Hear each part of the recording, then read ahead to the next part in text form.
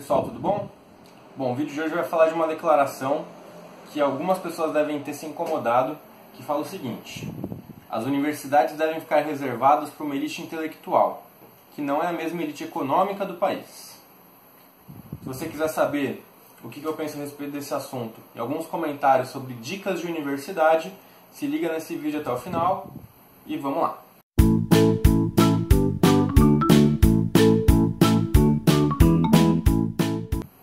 Pessoal, o nosso ministro da Educação, Vélez Rodrigues, falou que as universidades devem ficar reservadas para uma elite intelectual.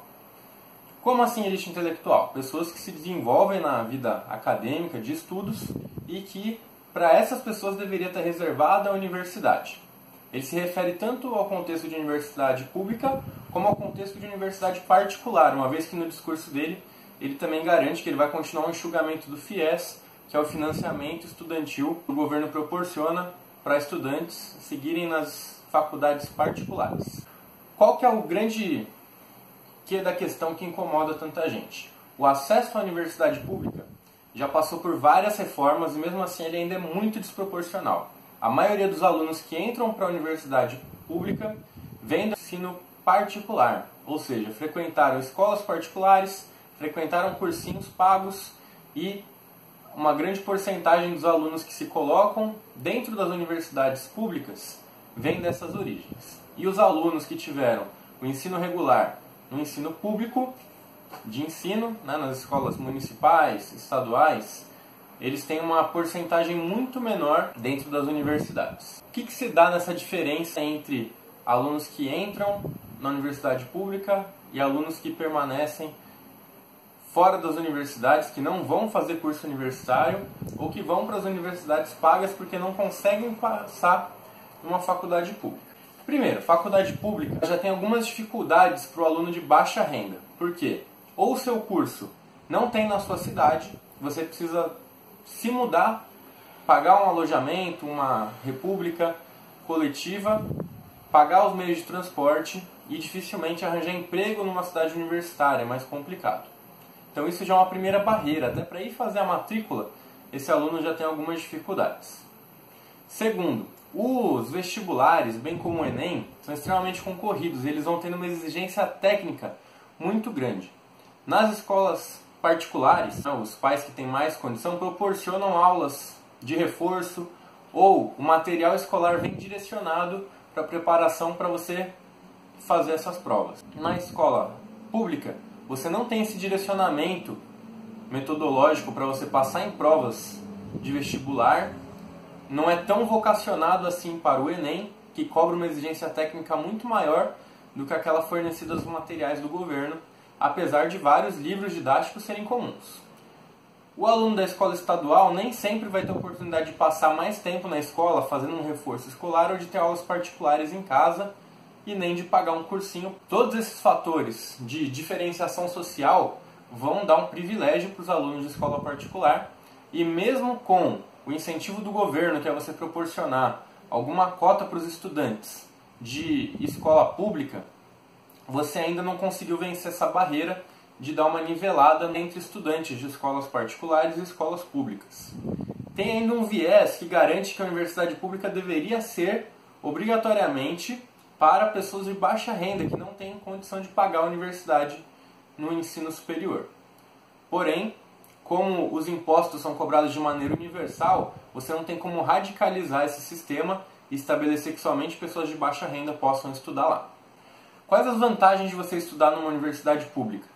Na universidade pública você tem algumas vantagens, como moradia popular para os universitários. Então alguns campos de universidade tem alguns quartos, alojamentos para os alunos de baixa renda que tem que se mudar, mas isso não atende todo mundo e não é todo o campus que tem essas moradias.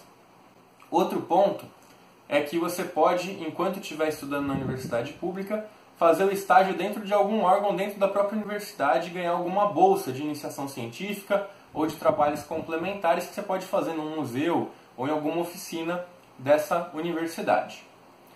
O que a universidade te cobra em troca? Já que você não tem o custo financeiro, ela vai te cobrar um tempo muito grande. Você tem que ter uma dedicação muito forte e grande parte dos cursos oferecidos, eles são período integral, ou seja, você estuda em 2 períodos, de manhã e à tarde, restando somente à noite para você fazer os seus trabalhos, conseguir um emprego se for o caso e continuar a sua vida. Isso tudo dificulta muito para o aluno de baixa renda, que ao completar 18 anos ou até mesmo antes, desde a adolescência, ajuda financeiramente a sua família em casa. Esses obstáculos todos vão dificultando não só o acesso, passar no vestibular, passar no Enem, conseguir uma boa nota e se classificar no SISU, por exemplo, mas são várias barreiras socioeconômicas que esse estudante vai encontrar para chegar na universidade pública.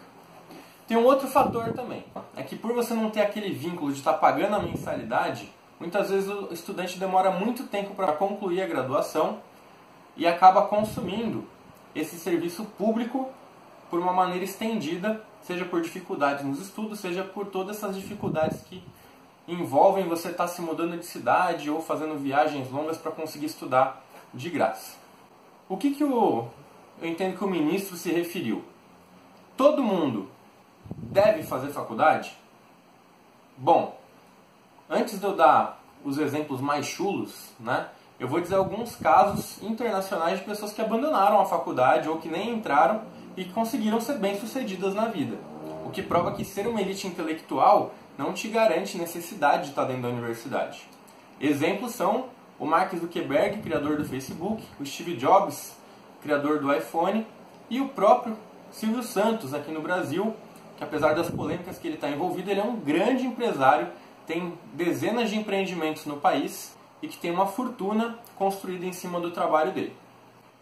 Todos esses personagens que eu citei, eles não tiveram a necessidade de se manter numa universidade para se comprovar como pessoas inteligentes e bem-sucedidas. Portanto, não é somente na universidade que a gente vai concentrar essas pessoas, essa elite intelectual que não é financeira. Outro exemplo que eu vou dar é uma obra. Imagina que para a gente construir um prédio, a gente precisa ter um conjunto de profissionais. Entre eles, eu vou precisar ter engenheiro civil, arquiteto, engenheiro elétrico, engenheiro hidráulico, um advogado para fazer os contratos de compra e venda do imóvel, para gerenciar algum problema com funcionários durante a construção desse empreendimento, um administrador para pagar o salário de todo mundo e todos os cálculos que têm que ser feitos.